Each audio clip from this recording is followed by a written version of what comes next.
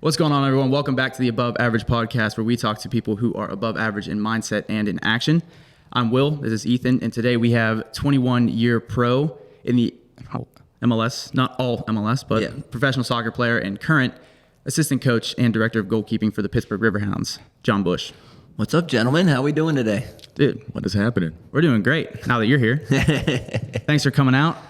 As we talked about earlier, I know you prioritize your days off, so making a trip down from where you at? Out by in the direction of the airport down to the Strip District. It's it was a nice little drive this morning. Yeah, nice it's a lovely day outside. It is a lovely day. Yeah, my hike will be great later. Yeah. Do you know where you're going yet? No.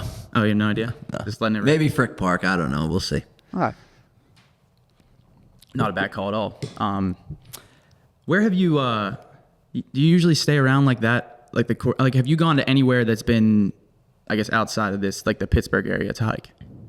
Nah, not really. Just because I usually have stuff to do in the morning on Sundays. You know, a lot of times I'll cut video, or at least the first part of the video. So I usually just go somewhere around here that's not too far away, and then go for a couple hours and then get back to my day kind of thing. Yeah. So it's crazy what I can do for you. It's weird. Like when you spend time actually in nature, like they say, like that's a thing, but then you're like, yeah, okay. And then you go out and do it. Yeah. And it's, I don't know, it makes you feel lighter. No, it does. It's, I mean, sometimes I'll walk without my shoes and ground myself, and do things like that. But a lot of times I just put music on and just walk around, and just kind of clear my mind. And I started getting into that when I was in Scotland, when things started going a little south. And just kind of, there were trails around where I was living. So I was like, you know what, let me just waste some time and go there. And I, like you said, I just felt better, and I felt like lighter after it because I'm thinking about things and I'm pondering stuff, and, but it makes you feel better mentally. Yeah, absolutely. Do you have any experience with grounding? I was about to say that I don't have experience in it as I've tried it and I feel like it does help, just like if you get yourself in grass on the dirt, it doesn't really matter where. No. My girlfriend is a big proponent of like when we go travel, she gets off the airplane, she's like, the first thing I need to do is go ground myself. And she'll do it like right after, like as soon as we're out of the airport, she's like, I just have to like touch the ground and be there. And I was like, okay. And we'll just walk around for like 10, 15 minutes. And I'm like, I'm not opposed to it. So like I just join her. I'm like, whatever, I'll just go do it too. And I'm like, okay, cool. I'm in a good mood. And then we just go about our trip. Yeah. But then we're also like on vacation. So it's like, I'm going to be in a good mood. We're not. It's like Pittsburgh winter and we've landed in Florida. I'm like, I'm going to be in a good mood, Yeah, for sure. So to get into this here, so I think what would make the most sense for those that don't know is just getting to your background first, from New York City. Mm-hmm. And so, I mean, we can talk all about, what happened between like then and now, but when did soccer become like soccer goalkeeping? Because I guess there are two separate things at the end of the day. When did that become like the thing for you? Well, I have an older brother, and we basically lived pretty much up and down the whole East Coast. My dad was a Lutheran pastor, so we moved quite a bit. So we were living in Virginia at the time. My brother was in high school. He's a few years older than I am. We built a goal in the backyard, and I don't know what, maybe 8, 9-ish. I was probably somewhere in that ballpark. He just started throwing me in there just so he could shoot on it, and I liked it. I played a little bit of the field till maybe 15 as well. But I started realizing like I was halfway decent at this goalkeeping thing, and I really don't like to run. So I thought that was kind of dumb to be in the field running around chasing a ball. So it just kind of started that way, and like I said, at that time we went from Virginia to Pennsylvania. We lived in a place called Tamaqua, which probably you guys never heard of. I have no idea where that's at. Yeah, it's a coal mine in town that wasn't a good 3 years. Yeah, they didn't like soccer, so I used to get my ass beat quite a bit. I used to run home from school in middle school. So, but moved up there, started playing for like Eastern Pennsylvania state team, went into the regional team, and we moved back up to New York, up to Albany, and had 3 years of high school there. Was with youth national teams at the time as well. So things started kind of moving forward there. And I just kind of realized like, hey, I'm halfway decent at this thing. Like, let's see how far it can go. I played a lot of other sports. I actually love hockey. Played hockey growing up. Wasn't good enough, but played hockey. Love it. Played basketball for a year or two. Played baseball, but right around probably 14, 15, 16, really started focusing on the soccer thing and the goalkeeping thing. So do you consider yourself from New York? Yeah, I mean, I was born in Queens. Okay. The only reason, that's what Wikipedia says, so that's why. Yeah. No, born in Queens. I moved when we were like 3. Yeah. So I don't really remember much of it. But I do say I'm from New York because most of the time I just say Albany, you know. Okay. For the record, how tall are you? You gonna go there, are you? Yeah, of course. I list myself at 5'10". Okay. I'm 5'9 Just say, what's your license? My license says 5'10". Does it really? Yeah. See, I tell everyone I'm 5'8". My license says I'm 5'7". Oh. So I'm officially 5'7". We had, I can't remember what year it was, one year in the MLS, they printed out something, and I think it may have been my Chicago time, and it said 6 foot.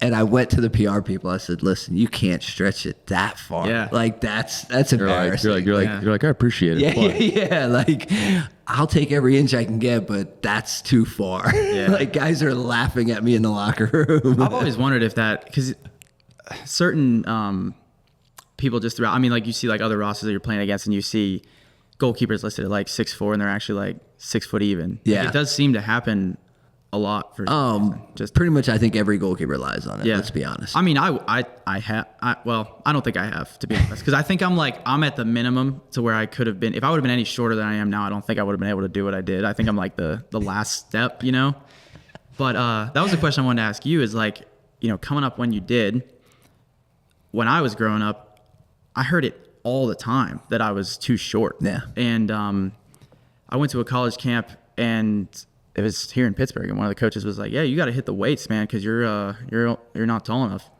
And I was like, "That's stupid," but yeah. Okay. And but so I mean, like you're older than me, coming up, like was it the same thing? 'Cause I feel like it's changed a lot now, where you don't have that same perception of shorter goalkeepers. I think it's still there a little bit. Maybe not to the extent when you and I came up. I heard it from the time I was 14, 15, all the way till I retired at 41, almost 42. Like. Every time I went somewhere else or I made another team or whatever, it's, he's good, but, he's good, but. And it was like, I was the starting goalkeeper for the under 17 national team for 2 straight years, right? Went to a World Cup. From there, I jumped up to the under 20 national team. There was no intermediate ages like there is in today's where we have an 18s and a 19s, right? It was straight like you either made the jump or you didn't.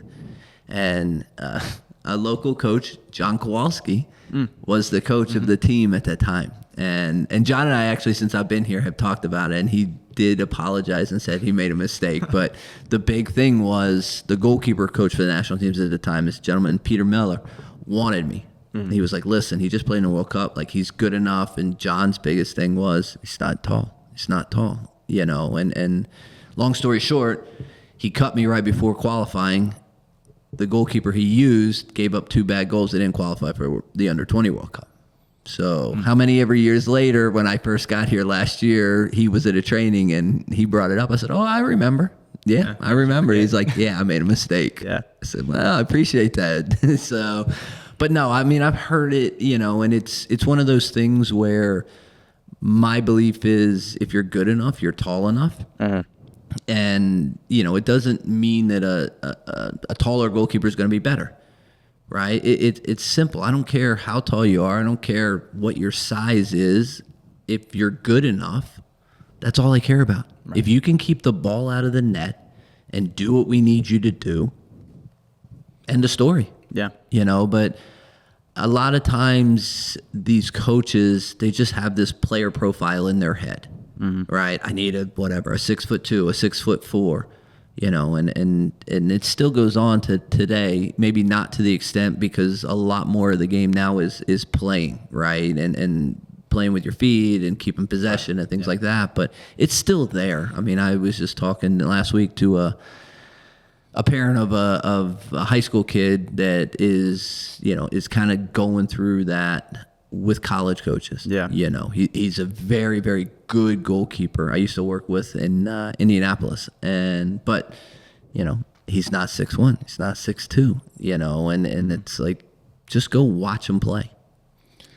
So just what's the ideal height for goalkeeping? Because like I would think the same thing. I'm like, if you're just good at the sport, why should it matter to that extent? Although, I mean, I understand it's blocking a net, whereas like for diving, there's really no optimal height that people look for. Generally speaking, they're a little bit shorter, probably. Yeah. So they can just move faster if you're shorter, generally speaking. So what's optimal height for professional soccer goalie? In my opinion, like if you had to profile. 6 foot, 6'2", maybe. Okay. You know, I don't want a real big guy, 6'5", you know, 6'4", 6'5", 6'6". I don't. Yeah. Okay. Just that, maybe that's my player profile in my head, right, of what I think is optimal. But again, it goes back to there shouldn't be just a straight, like, he has to be this size or she has to be this size, right? Like, again, the eye test. You know, everything, there's so much on analytics today, right, in our world, and in sports in general, but specifically our world. And I feel like analytics are good, but it needs to be paired with the eye test, plain and simple, right? Like, stats will only give you so much, and they don't see the certain things that happen during a game. And so for me, it's just like, okay, pair that with just simply the eye test. Yeah. And now you're okay.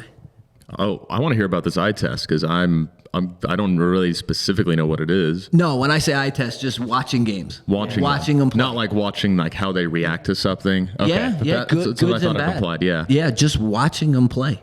Just strictly watching them and making an assessment off of just like movements, you know, distribution, crosses. You know, for instance, here in Pittsburgh, we want a very active goalkeeper on crosses, right? So he needs to be able to get off his line. He needs to read crosses. He needs to be able to get off his line, right? So when I look at video in the off season, I looked at over 150 goalkeepers, right, from agents sending me in videos and whatnot, and you know, within a few minutes of me watching, I can already say, yes, I need to look at more, or no, not interested. Because, again, we go back to that kind of player profile of what does Pittsburgh Riverhounds, what are they looking for in their goalkeeper? I'm looking for an active goalkeeper.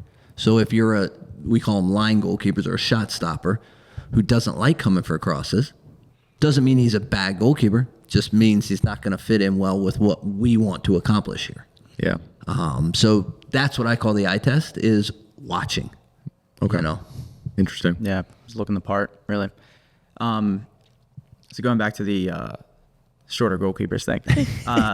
So I wanted to mention, and I don't think I ever told you this, but whenever I got into like being a goalkeeper at probably around 11 years old. And going into high school, my high school team sucked, and I'm not ashamed to say that. I think everyone would agree with me. But like, we had 2 years, we were really solid, and you know, you just kind of get those moments where like, you know, you're the man, like you keep out all the shots, whatever, and like that's where I was like, holy shit, this is cool, you know. But then you have that low, like, you know, whatever, 3 games later, where the football go through your legs or something. But on away games, there was this YouTube video out there. I don't know if it exists anymore, but it was like a compilation of just like saves. Okay.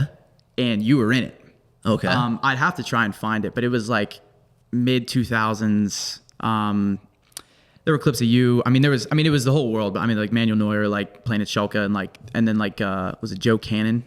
Yeah. In San Jose? Yes. Yeah. A lot of that, like Tim Howard, you know, Brad Guzan. And like, there was a few, because I was always looking for goalkeepers that were not 6. Yeah. For motivation, plus, right? Yeah. And so there was a few guys, and you were one of them. And then there was a guy, Brian Holt. He played at Creighton. And then he went to play, I think, at the Union. Like, I mean, I know he went into the MLS, but then after that, I think he was at, what was it, the NASL that doesn't exist anymore. Yeah. But, yeah, I mean, there was a few people out there, and I was always just kind of looking around, and then, you know, it was like, you just need one person. You just need to see that one person that makes it, and then it's like, okay, well, you know, we'll just see what happens. Yeah. No, listen, it's, you know, you're always looking for motivation, especially for us shorter guys, right? And I think part of the mentality for me at least was I never felt like I had as long of a rope, if you will, as a taller goalkeeper. So I knew I had to have everything right every day, whether it was my mentality, whether it was my training work, whether it was in the gym, whatever. But yeah, you're always looking for that one person, that's like, hey, they've done it. For me, it was Shay Gibbon, who he used to play at Newcastle. Yep. And again, my youth national team goalkeeper coach, Peter Meller, turned me on to him. He's like, hey, go watch Shay play, and try to find videos of him. He's for England, he was short and he was 6 foot exactly. Right. So I started trying to emulate my game around him a little bit and pick up pieces that he did. And I'm like, look, this guy can play 500 plus games for Newcastle. Like, all right, that was my example. Because especially in the States at that time, all the goalkeepers with the national teams were massive guys. Casey Keller, Brad Friedel, Marcus Hanneman. Like they were all 6'3", 6'4". So it was like, yeah, I like watching them because they're very good, but I can't play like them. Yeah. So I need to find an example that fits me. And Shay was the guy for me. Yeah. Yeah. I feel like there's certain things within goalkeeping where once you've played meaningful minutes in the net, like it doesn't matter who you are, it doesn't matter what level, but when it's been to the point where like you're expected to do the job, there's certain things that only you can understand once you've been put in that position. And when I was in college, our one assistant coach, he was a striker by trade, but he was our goalkeeper coach like by default because we didn't have anybody else.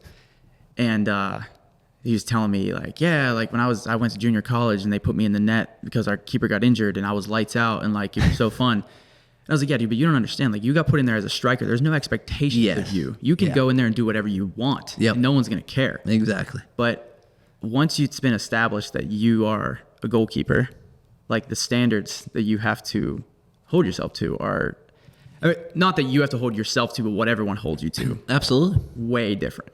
And I told you, I don't know if I ever told you about this too, but that when I was in those videos that went viral, like me getting the girl scoring on you. Yes, that video. Yeah, I saw that video. Just like, wrecking him. Yeah, just she wrecked him. Yeah, she destroyed him. Yeah, but like she just kicked it high because he's short. Yes, that's exactly. I told her to do that. But you see the comments on it, right? Like it's like this dude sucks. Where'd this guy come from? No way. So it said pro goalkeeper coach or former pro goalkeeper coach, and all these people are like, he's no pro, and people can't read. But everyone's like, this guy didn't do anything. And then I actually had an old like a former coach that I met when I was at Virginia Tech. He was at VMI. I went and looked at it one day, and he's taking on every single person. He's like, yeah, actually, this dude played Division I. He actually played in a national championship. Like he was responding to everything. Yeah. And so I don't care about like being on video getting scored on because that's your entire life as a keeper. Like you're never not getting scored on. Yeah, you make some saves, but you're going to concede goals every day. Absolutely. But it was more so about just the perception of just getting hammered. Yeah. Just because the ball goes in the net. Like that right there was just such a microcosm of like what it's like across the board. And I guess it brings me around to my point is like that's why the GK union, like we talk about that all the time, it's so tight because no one understands it unless you've been in it. No, if you've never done it and never done it for a decent amount of time to understand the position, there's so many little things that a normal soccer player won't understand, or somebody that's watching from the stands.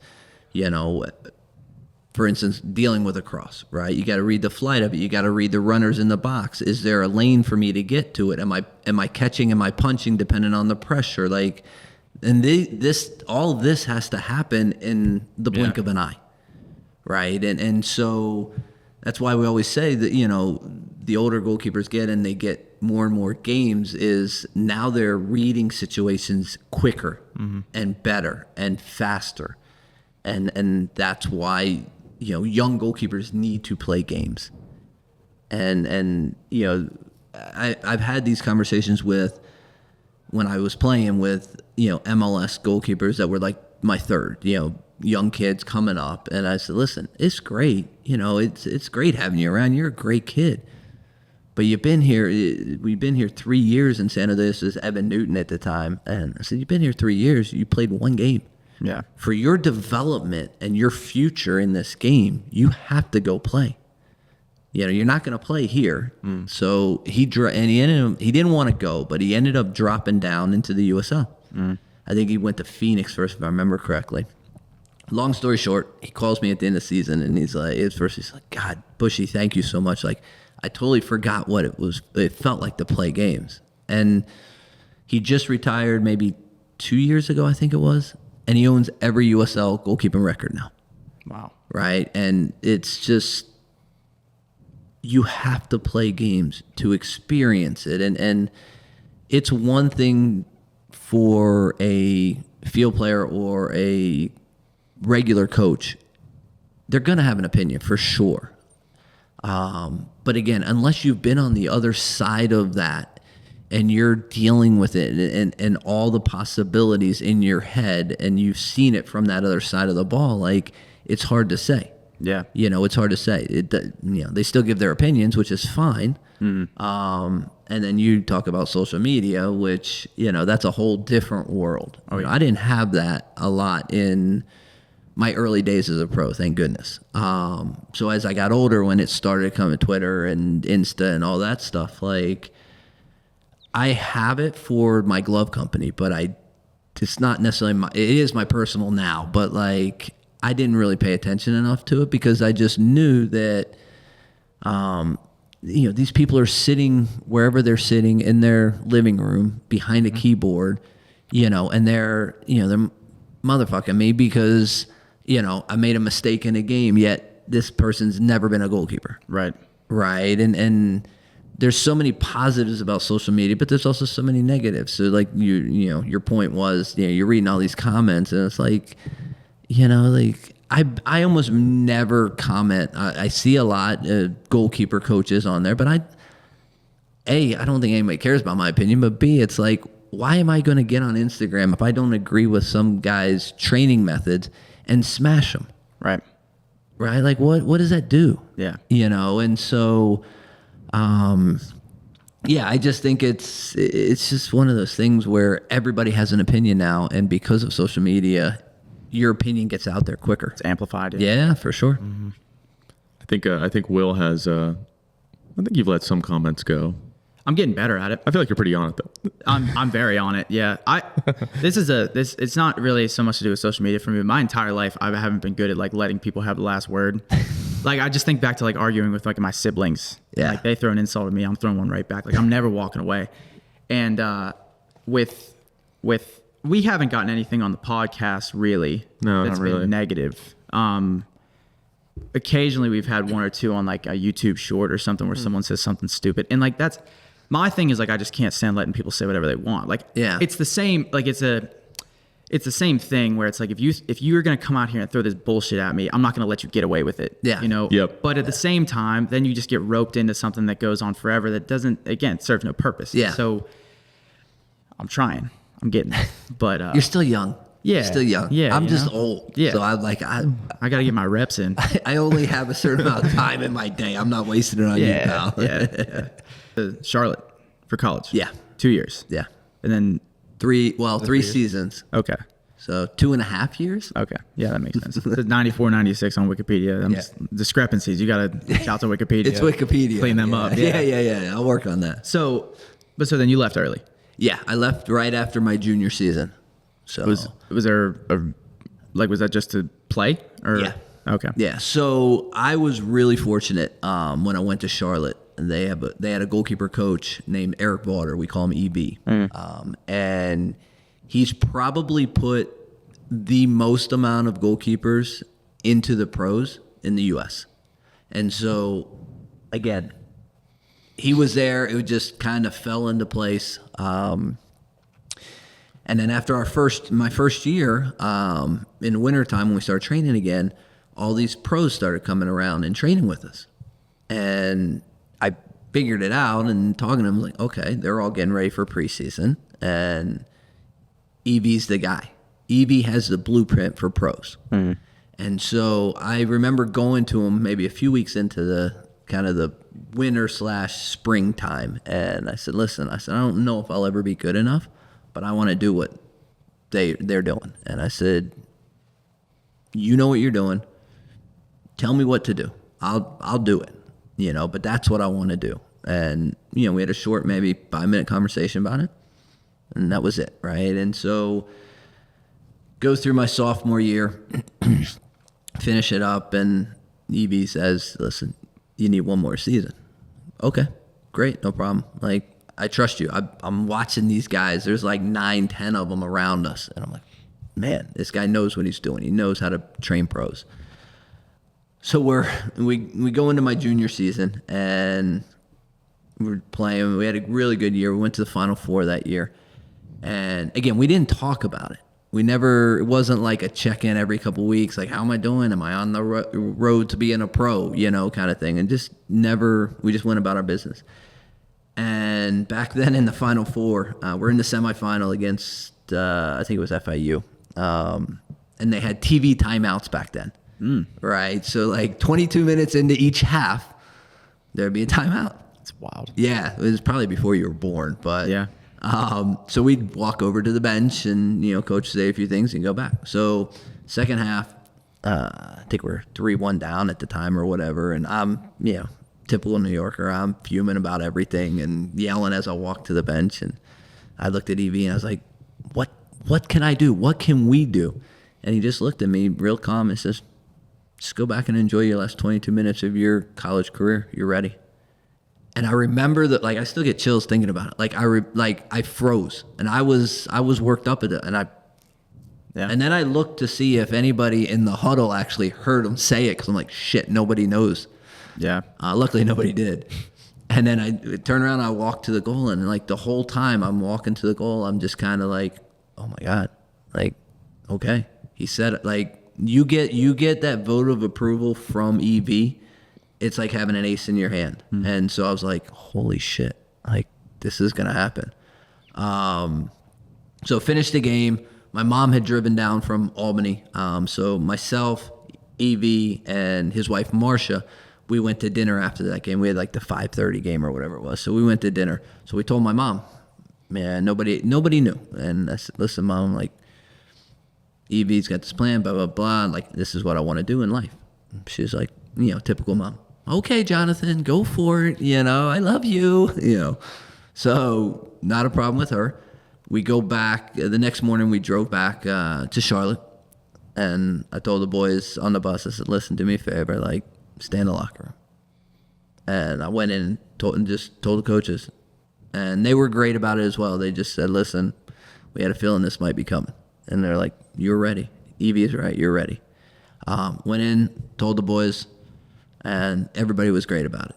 And that was literally 2 days later. I drove up for Christmas to Albany, and that was it. And then signed my first contract a couple months later, whatever it was, for the Carolina Dynamo at the time. And that was kind of it. And so they were in was it the A-League? Yeah, they were the A-League, which is basically like USL Championship. So then you had, so it was, and again, I'm basing this off of Wikipedia. Yeah. Because it has the Worcester Wildfire. Oh, yeah. Too. Yeah. Is that prior to Carolina? So I signed in Carolina, and they had 2 guys that were very experienced, older guys. Aiden Heaney, who was in New England for 2 or 3 years, maybe more, and they had re-signed him and brought him back down. And Scott Garlick, who was going kind of on his way up to DC. He would get called up, he'd come back down, he'd go back up. So I had 2 MLS guys in front of me, and I'm 19 years old at this time. So I think I only played maybe 2 out of the first 15 of that year. But you could loan players within the league. And so the coach at Worcester knew me for a while, and he called down to Greensboro and said, listen, like, we'll take Jon on loan. He wasn't happy with his goalkeepers at the time. And you can keep his rights, but I'll just take him for the rest of the season. Again, me being 19 and, like, I can go play, whatever it was, 15, 16, 17 games left in the season. Like, it was the worst placed team in the league. I knew they were bad, but I'm like, I can go play. Yeah. Absolutely. So went up there, finished the season. I think I had 17 or 18 games that season. And then from there, they got a new coach. He wanted me to stay, but I didn't really care for Worcester, Mass. It's an interesting place. Yeah. So I was like, yeah, no, I'm good. And then I went to Virginia Beach after that for 3 years. So Do you, the term loan, do you know what that means? Yeah, no, I'm not fully tracking this. Okay. I mean, sorry. I mean, well, and I'll be the very good, like, unbiased person that's clueless. Just like some of our audience members will be like my Army friends. Will be like, "What's this guy talking about?" I'll be like, "I'll translate for you guys." Yeah, exactly. By asking the question, what does that mean? So loan means the team in Greensboro still owned my rights. Correct. But they're going to put me on loan to Worcester so I can go play for Worcester. But Worcester doesn't own me, Yeah. right? They're paying me for that duration of the season, but Greensboro still owns my rights. So at the end of that season, if Greensboro wanted to pick up my option, I'm property of Greensboro, not Worcester. Is this a like a very common thing Yes. in this sport versus other Yeah. sports professionally, or Correct, yeah. Okay. Especially when you're like young, like if you watch in England, like you may play for Man United or you may be signed by Man United, yeah, but they're going to loan you down to go get games and they're going to loan you to other divisions. Yeah. Right? Because they want them to get the experience. So it's a very common thing in our business, yeah. I saw, this is a little bit off topic, but I do want to ask about it. So I saw like the Beckham documentary, and they had that kid when he was like 14. They're like, yeah, he's gonna like come hang out and like, I don't know, shadow the team kind of. I was like, Different world. Yeah. I was like, wait, he was like, he was like a child. I'm like, is that a thing? Yeah, yeah. Is that a thing still? They're I mean- scout. Oh yeah, they're scouted at the Really? youngest of ages, and they're brought into their academy. Yeah, He like moved there yeah. because like he was in school somewhere else, and then he talked to his parents, and it was like the whole family moved for him to like be not fully playing, but just be there. And I was like, be in their system. Be in their system. Yep. so I grew up in the UK as a kid. Okay. So I very much remember the England going to the World Cup. Vivid memory. School we had to go to school technically, but nobody the whole week was in class. It was everybody just watched the game, or some people just stayed at home because their parents were like, "You're not going to school this week because England's in the World Cup." And it was like a core memory of them going to the World Cup for me. So, but it was similar for gymnastics though. So like in the UK, Huntington is like the headquarters for gymnastics nationally there. Okay. And I would train there once a month. I was, 10. And I'd train there once a month with the national team of the country. It's like Olympians and like younger kids coming up. So our gym and multiple other gyms would have like a training camp weekend, like once a month or once every 2 months up there.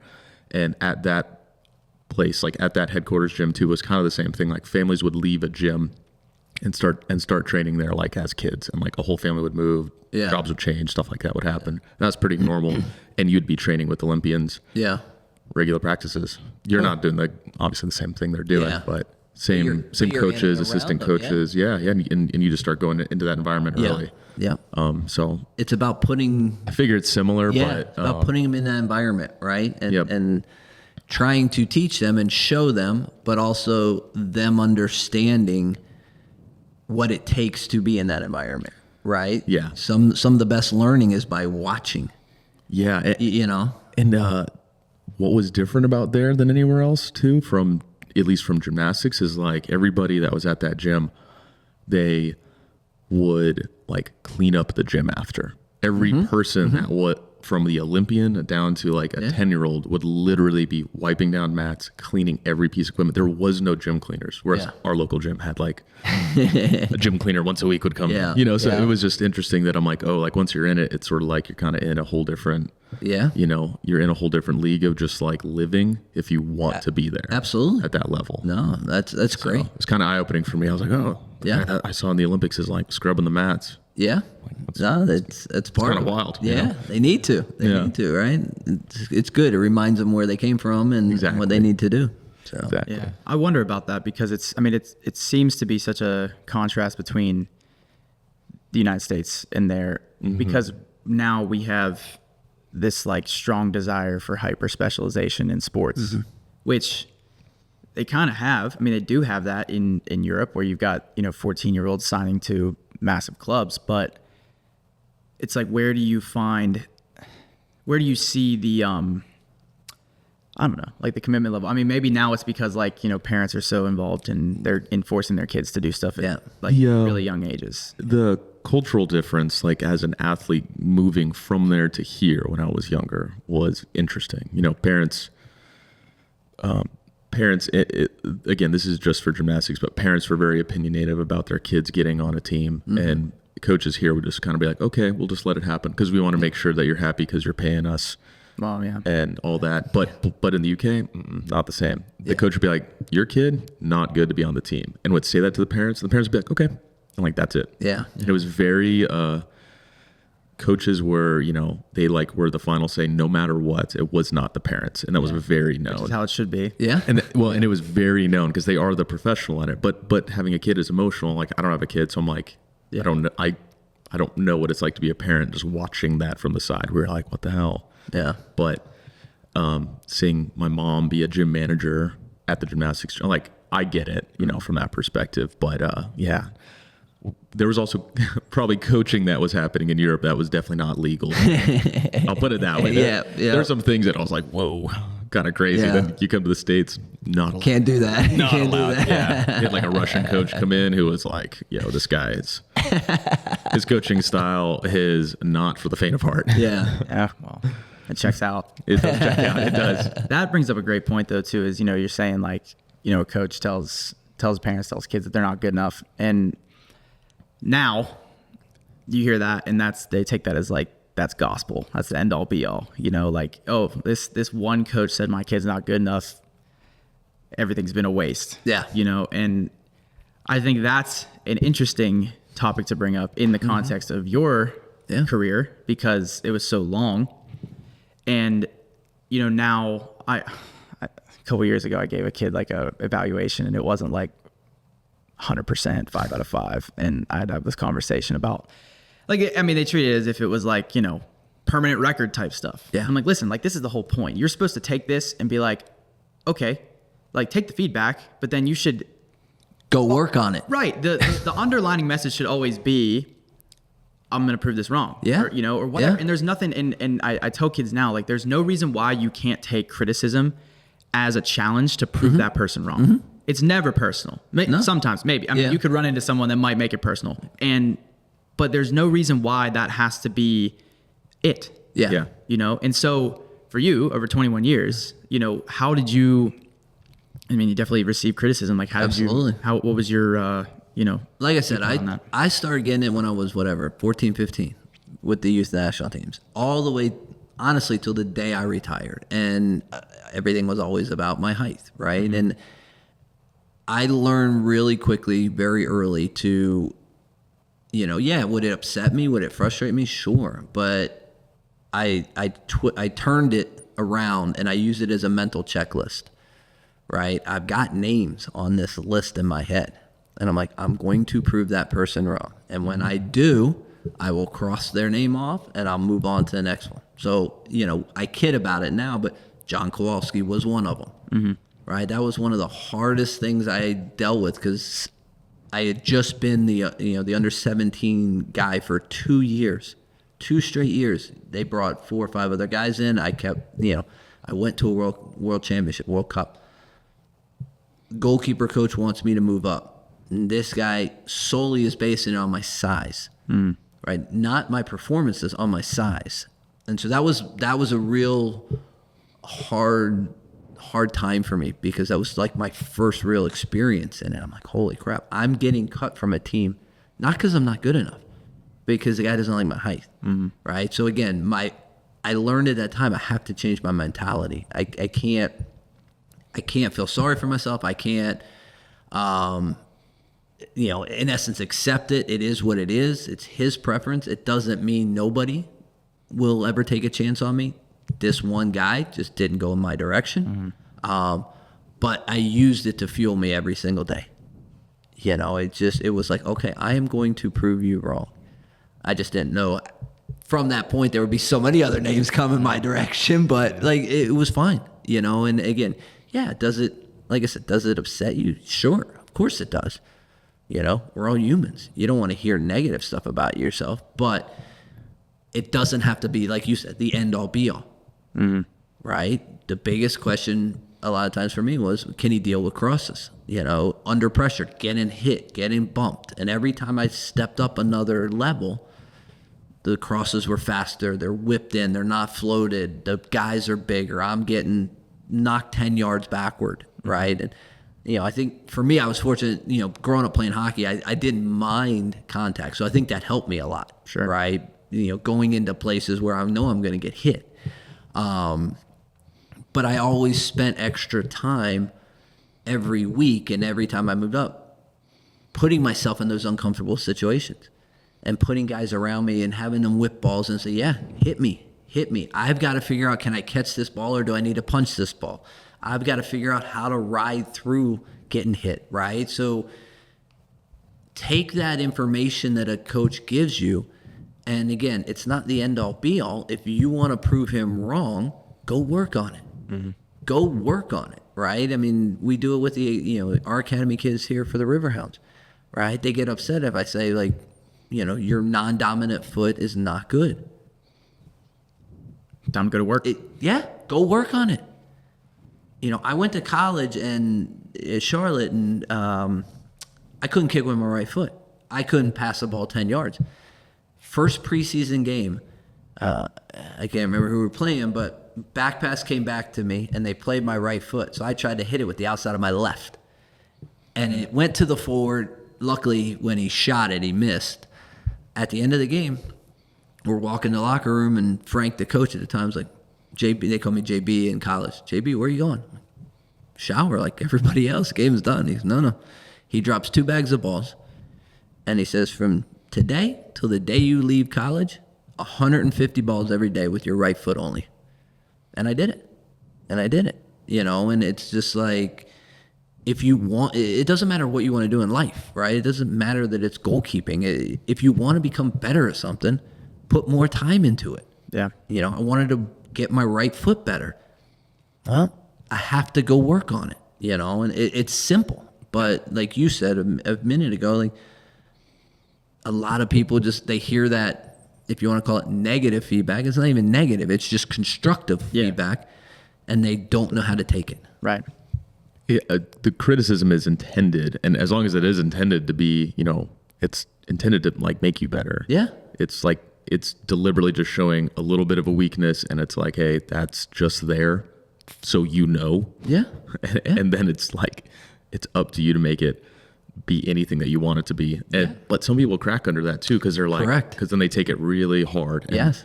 I've seen it, you know, like I've taken some things hard before, like in sports, like I think everybody has at some point. Is there any, like, I was kind of curious about this, because my comparison is like, there's some mental blockers in very much in diving. There is in gymnastics too. I would say there's different ones in diving. There's a lot of fear in diving. Fear of hitting your head on the board, fear of a certain dive, because you just know, you're like, man, I barely make it every time or whatever. Yeah. What are goalie mental blockers that are like common? Like, is there like something that is a mental blocker as a goalie that's like very unique? I just think it's fear of failure. Yeah. Right. I mean, like, the obvious is the ball goes in. Yeah. Got that. But like, is there like anything like beyond that? Like, that's a blocker that you've seen with people, you know, it might not be with yourself, but have you seen other people do that? Well, it kind of comes back to what, like, we were just talking about, like making mistakes. Yeah. And then being, because they say goalkeepers have to have the short-term memory. Yeah. And so, you know, if you do make a mistake, you know, say that's 5 minutes into a game, you got 85 minutes left to play, you know, and like, if you throw it, so you have to just let it go. Yeah. I mean, you don't have a choice, because I mean, yeah, it still sucks. Like, you're still going to hear about it at the end of the 90 minutes, but like you're not going to get subbed off because subs are limited, you know. And I mean, you could absolutely shit yourself, and then they're going to yank you at halftime. Like, that could happen if you're playing that bad, but more often than not, if you make one mistake, like, you're staying in, and then you got to figure out how to bring yourself back from it. Yeah. I could see that being a mental blocker sometimes. Like, a person gets in their head, it's too early, or it's a really important game, and pair that with it being early. I feel like that would that'll kind of crush your brain. Seen it or Yeah. done it. I mean, I remember being on the bench at Syracuse with Pitt, and I was not playing, but it was the first round of the ACC tournament, and the guy that was playing back pass took a touch, should have cleared it first time, hit it right into the striker. We're down 1-0. And the whole student section was right behind that goal. And he also happened to grow a mustache for this game. So the whole time, like, they're just shitting on his mustache, shitting on him, giving up that first goal. And so same thing. I mean, we ended up losing that game, I think, like 5-0. But, like, that's how it starts. Yeah. A mistake from the goalkeeper. Yeah. Like, that's hard. Yeah. But you don't have a choice. Oh, that the mental hurdles in diving are wild because you for any competition, like nationally or just any competition ticket into nationals as well, like a qualifying competition, it's only 6 dives. Okay. So you have 6 opportunities just to not mess up. Yeah. But they're quick. Like you start going down the diving board or you're standing on the end, and as soon as you go off the board, you're in. Like you're in the air, you're going. And you're in the water. As soon as you're in the water, you like I could know almost what my score was as soon as I was in the water. Before so I'm you like, even pop so it's back like up. silent under there, and I'm like, shit. Yeah. And when I went into Division II Nationals my last year, I was first place going into finals, and I messed up the first dive. The first dive, I went over by a little bit, and I was like, all right, I just scored 6s. I normally score 8s, so my total score is here. I'm like doing the math underwater, and I'm like, fuck. I just lost Nationals on the first dive. But I had 5 dives to try to make it up. So all I could do is I'm like, okay, I know this guy and this guy. Yeah. I know like one of them, I'm like, okay, his third dive is this specific dive. It was like a back 2.5 pike. I'm like, I saw him over rotate earlier. Hopefully he does it again. I was like, because I screwed up my first dive. I have a question for you. What's up? Did you have a sports psychologist when you were a diver? No. So I got into that. I was, again, blessed. Somebody introduced me to one towards the end of my kind of minor league time, and then we had one when I got to Columbus, my first MLS team. There was one on staff. Dr. Todd Kays works with a lot of the Ohio State golf now. He would come out to training twice a week, Tuesdays, Thursdays usually.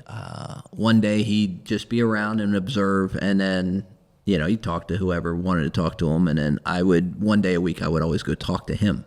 And I felt like that was huge for me. Yeah. Just, some weeks if things were good, it was a 10-minute conversation. Yeah, no, doc, I'm in a good place, like blah, blah, blah. Like I'm playing well in goal. My mind's clear, like there's nothing. And then there were other times where maybe I was not in a good place on the field, or maybe the team was struggling, or I was having an issue with one of the players, like it might be an hour. But I always felt like after that time with him, it cleared my mind. We usually did it on like a Thursday. So it cleared my mind for the weekend game. Whatever was on my mind, on the field, off the field. Like if I got it out, it was almost like taking a weight vest off. Yeah. At the end of the week, like I got rid of the weight vest. And a lot of the times, like I look back now, and like a lot of times when we would talk, especially as I got older, like he wouldn't even say much. Like I saw it, kind of in my own, like just by talking, like, oh yeah, okay, doc, I got to do this now, don't I? Right? And he'd be like, yep, you got it, Bushy. So I think that, especially again in today's world, like I think that is a valuable piece for any athlete. Yeah. That again, part of it's because of social media too, right? Like if you look at any pro sport now, right? Hockey, basketball, soccer, baseball. Somebody makes a mistake within probably 10 seconds. It's on Twitter. It's on Instagram. Oh, yeah. Right? It's instantaneous. So now that athlete, when the game's done, right, gets on their Twitter or their Instagram, and they see their mistake how many thousands of times more? Yep.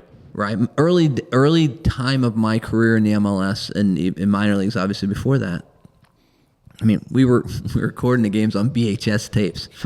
So if you weren't in the stadium, or you didn't, basically if you weren't in the stadium, you didn't see it. Yeah. Right? The newspaper might write about it and you might read it the next morning. But, now again, before you even finish the game, before you even got 10 minutes later in the game, like it's out there. That's true. Yeah. And that's a major, that's a major, not issue, but that's That's something that athletes have to deal with today, that I think it's imperative to have, sports psychologists for these kids, again, regardless of what sport. Yeah. Because there's so much more. Yeah. There's always enough going on in your head as an athlete, whether you're a diver, whether you're a goalkeeper, whatever, right? You have enough in your own head. Yeah. And then you put that on top of it. And it's like, you've got to, for me, I took goals very hard when I was young. I always took them hard, but especially when I was younger, because I didn't know how to separate them. Mm-hmm. Right. And so, I would go home at night after games, and I'd go rewatch the game. Yeah. And I'd write notes, right? And I never wanted to let myself down. I never wanted to let my teammates down. And that was, for me, that was one of the biggest things. Was I always felt like if I gave up a goal, period, good or bad, I'm letting the team down, mm-hmm. right? As I got older, I realized, like, there's going to be certain goals that just go in because they're good goals. And there's things I couldn't do about a certain goal. Yeah. And there's other ones where you'll look at it and go, yeah, I could have done better there. Right. But again, that comes back to what we were originally talking about a long time ago in this talk, was goalkeepers need games. They need experience when they're young. And as you get older, you can separate the two better, because you have the experience to say, you know what? I just gave up a shit goal, but I got 85 more minutes. And so I need to put it away. I've been following along the timeline here, and I think this works out really well, because 2001 takes you to Hershey. Yep. Right? And Hershey is the reason that you're here. Yes, it is. Right? Yeah. Yes, it is. So that was the last year. Hershey was also in the A-League.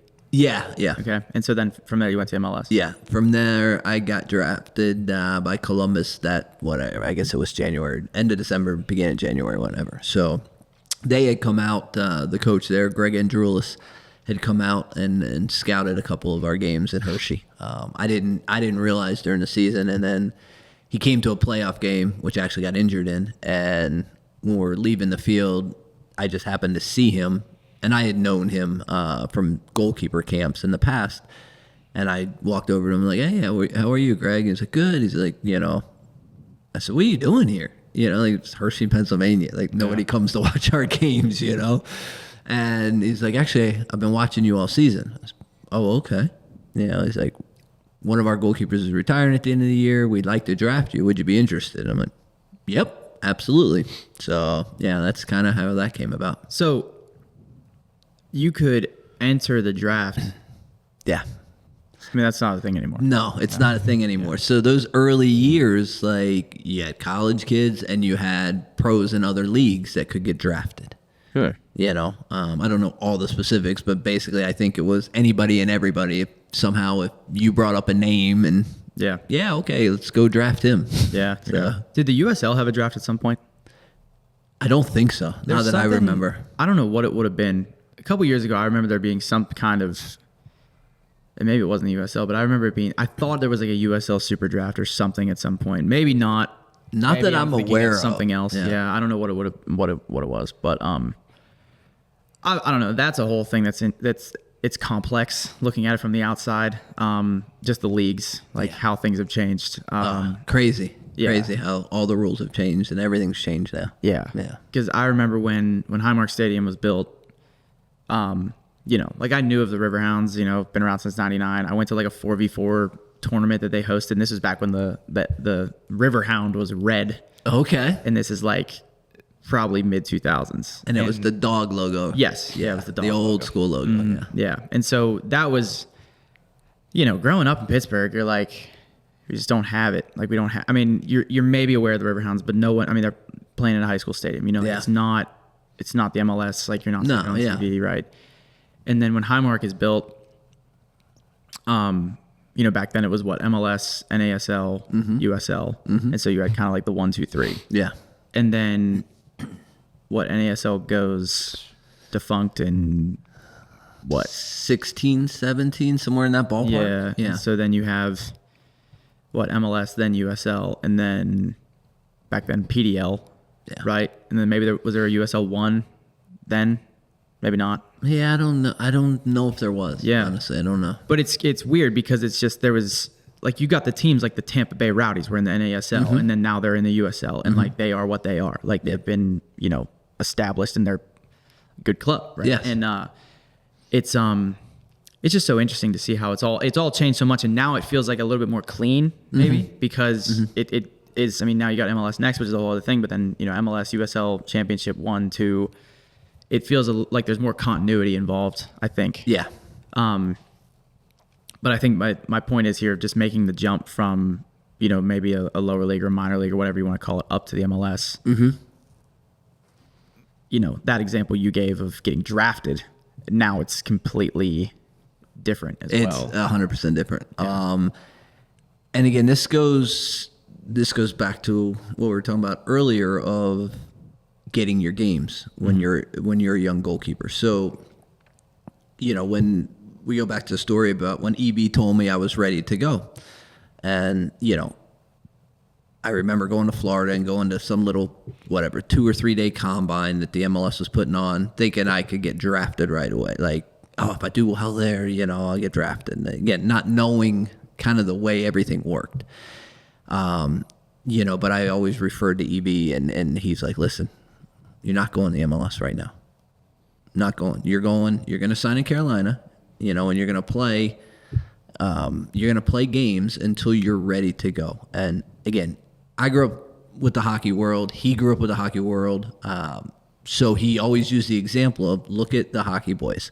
They go into the minors till they're ready, and then they go to the big club. So it made sense in my mind, but again, coming out of college, when you think your shit doesn't stink, I'm like, oh, I'm going to MLS and da-da-da. And there was a little bit of interest, not a lot, a little bit of interest, but I look back when my career ended and it was the best decision.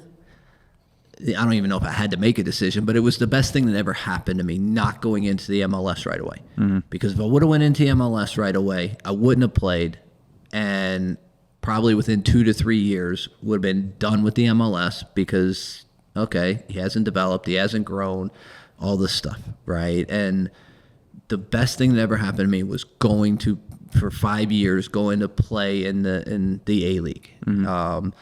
Back then, the rosters were smaller than they are now, so they only carried 2 goalkeepers. So if somebody got injured, starting, I think, my second year through my 5th year in the minor leagues, I was kind of like the East Coast guy. So if somebody at DC United got injured, one of the goalkeepers, they'd call me up. I'd go on a Thursday, fly in Thursday night, train with them Friday, sit the bench Saturday, come back to when I was in Virginia Beach, go back to Virginia Beach on Sunday. Right. And so I got these little kind of tastes of MLS. Mm-hmm. And so it continued to, even though I had the fire in me, it continued to kind of stoke the fire. Right. And I would spend preseasons before my minor league team would start training. I'd spend preseasons with Chicago or Tampa or whoever. I would hound the coaches to death. I would call every coach because I didn't have an agent at the time. I couldn't afford an agent. Mm-hmm. So I would just call them. Hey, I just want to come into preseason. I just want to train. Just want to train. I've already got a contract in Virginia Beach or I've already got a contract in Hershey, but I want to play. And they, in the early days of preseason, they wanted extra goalkeepers. So, I usually found a door to get into there kind of thing. But going back to your point was that 5 years was so valuable for me. So when Greg was ready to draft me in Columbus, even though the fans had no idea who I was, or people, some people had no clue. Greg knew I had close to 150 games in the minor leagues already. Mm-hmm. So he wasn't worried about me making the jump. He knew what he was getting. Now there were things I had to get over and deal with, again, jumping up another level. But he knew my mentality. He knew what I had overcome, since the age of 15. So he knew all the intangibles that a lot of people didn't know about me. So he knew I would be okay in that environment. I may go through my growing pains like everybody does, but I would come out on the other side of it. Yeah. Did you ever, after that, you were in the MLS for what? How many years was that? So, Chicago, San Jose, Columbus. So I did 5 in Columbus, 5 in Chicago, No, sorry, 3 in Chicago, 5 in San Jose, back to Chicago for a year. So 5, 10, 30, 14 full-time years, and 4 others where I would go up and down. So kind of 18, but 14 full-time. Okay. Were there any, did you have any international opportunities around, like, through that stretch? Not really. It wasn't the same as it is now where, like everybody can go now kind of thing. And, or wants to go, I guess is a better way to put it. I went to, after my freshman year in college, Peter Miller, national team goalkeeper coach, sent myself and another goalkeeper over to Liverpool. We spent 4 weeks at Liverpool. Sick. Yeah, it was unbelievable. And this was back in their early days when they were like, God, some of the players they had there were. So it was amazing. I did well enough that they were interested to possibly sign me. But I didn't meet any of the qualifications on the work permit stuff and family members being from Europe and all that. And we kind of went down that path. And once we realized it was like, I never really thought about it again just because I was like, well, I'll just do my thing in the U.S., Yeah. So that's the thing no one thinks about is like, everyone that's not involved in the sport directly thinks, oh yeah, just go to Europe or whatever. Or like people come here, but then there's like hurdles with just logistical things. Yeah, it's not that simple. I think it's a little bit different now, maybe a little bit easier, especially in certain countries like Scandinavian countries. A lot of Americans go over there to play to start. But back when I was trying it, I mean, if Casey Keller and Brad Friedel are having, trouble getting their work permits, little guy like Jon Busch ain't getting his work permit. So it ain't happening. Yeah. Want to get into business too, HPG. Yeah, So when did that come about? That started when I was playing in San Jose. So I've always coached kids on the side. And I started seeing the prices of gloves just getting crazy, getting absolutely crazy. Right about that same time, a mutual goalkeeping coaching friend of mine had a buddy in Vancouver. He's like, listen, I got to introduce you to this guy. Like, he started a goalkeeping glove company because he got tired of overpaying for gloves for his son. And, like, he's got it. It's established. It's started. But he doesn't have time to run it. And he doesn't know what he's doing. He's never played soccer. He owns tugboats and makes a lot more money in Vancouver. Like, he does fish feed in Vancouver and has the market. And, like, yeah, it's crazy. We went up there one time and it was, he showed us his little world. It's unbelievable. But that's a whole different story. So went up there, or actually, sorry, he brought his son down for a long weekend in San Jose, trained his kid. Yeah, kids, he brought some of the gloves.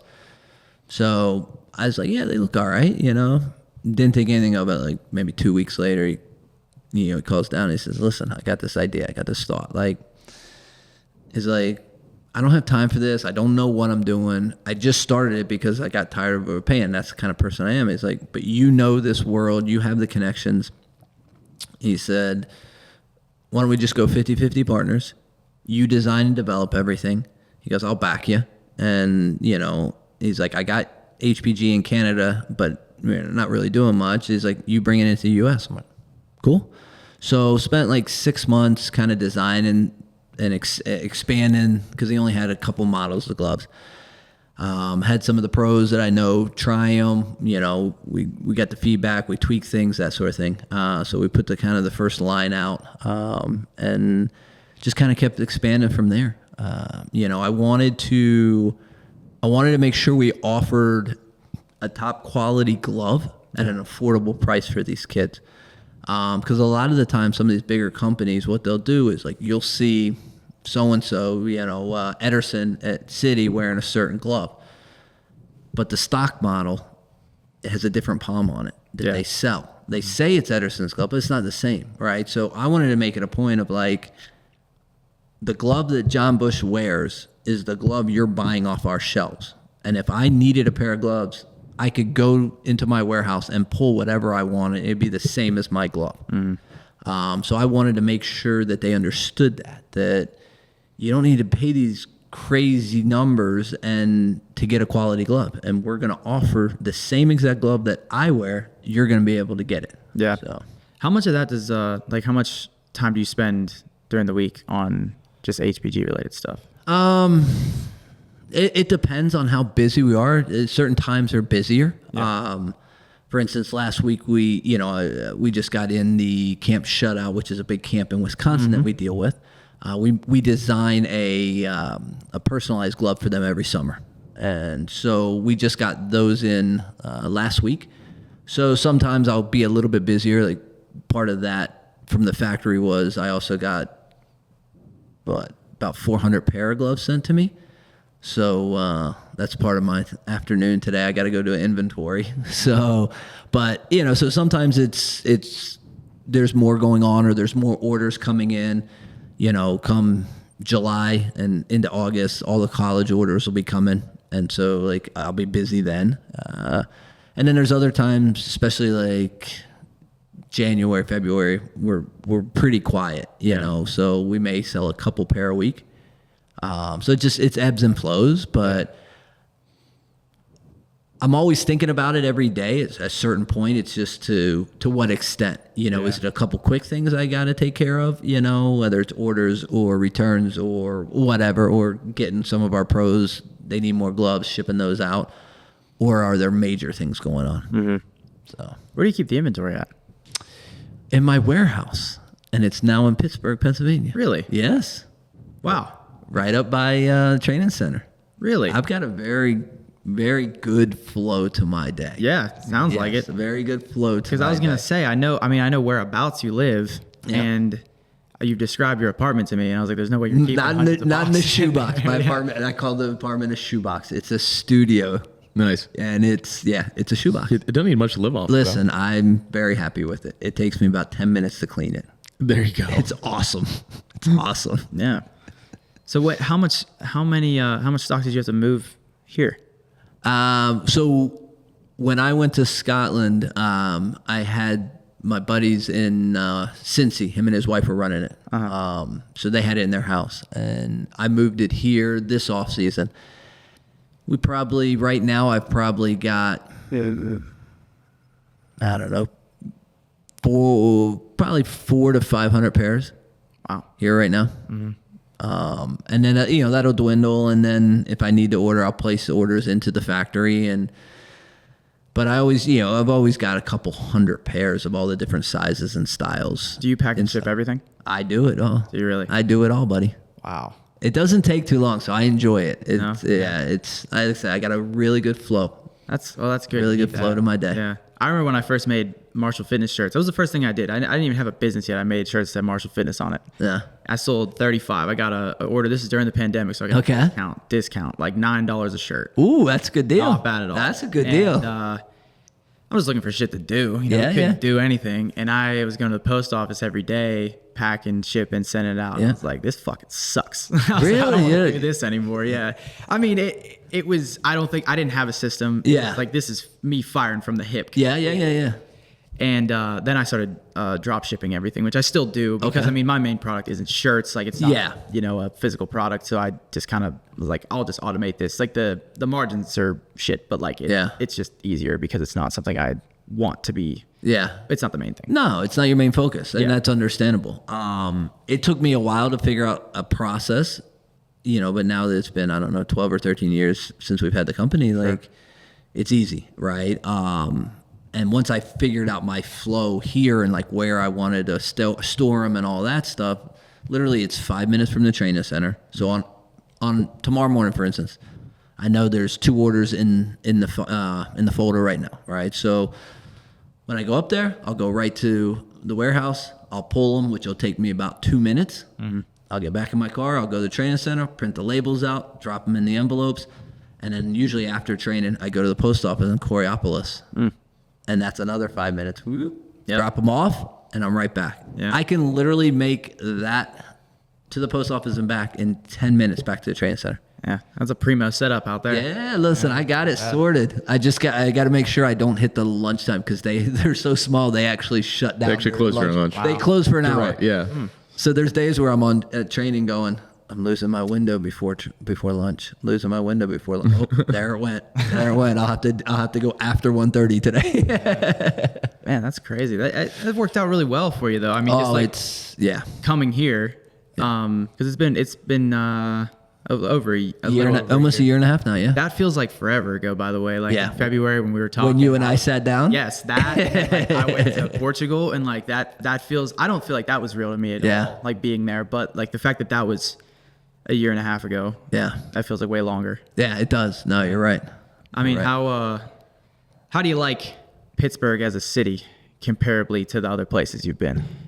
If I'm being honest, I haven't seen too much of it. I'm not adventurous to begin with. I like my hikes and things like that, but I've seen a bit of it. I've been downtown a few times. I'll walk around, but I need to get out more. Yeah.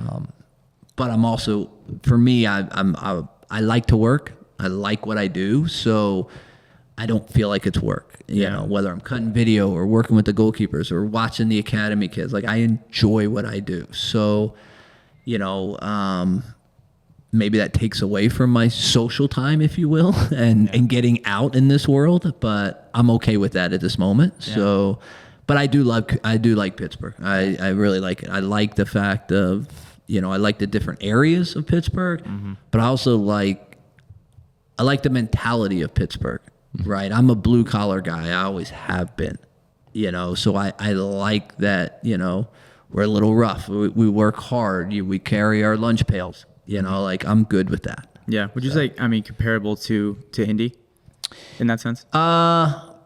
Yeah, maybe a little bit more towards Columbus. Okay. Yeah, maybe a little bit more towards Columbus, Ohio. Yeah. I just mentioned Indy because I know you were there recently. I mean, that was 2017. Yeah. So, and I mean, I went to Indy 3 times, I think. Okay. Just from traveling there to play Indy 11. And, place I'd never been, and I expected it to be similar to Pittsburgh just because it's a, you know, northern Midwestern. Yeah. Pittsburgh Midwestern. But I liked it. Like I was like, oh, it's way cooler than I expected it to be. I don't know what I expected, but I was like, you know, we stayed right across from the Pacers arena in that hotel there. And it was like, oh, this is not bad at all. And so it's a good little area. I mean, I think the thing here, Pittsburgh, downtown Pittsburgh is, I wouldn't recommend it. Well, but it's more happening than Indianapolis downtown. Yeah.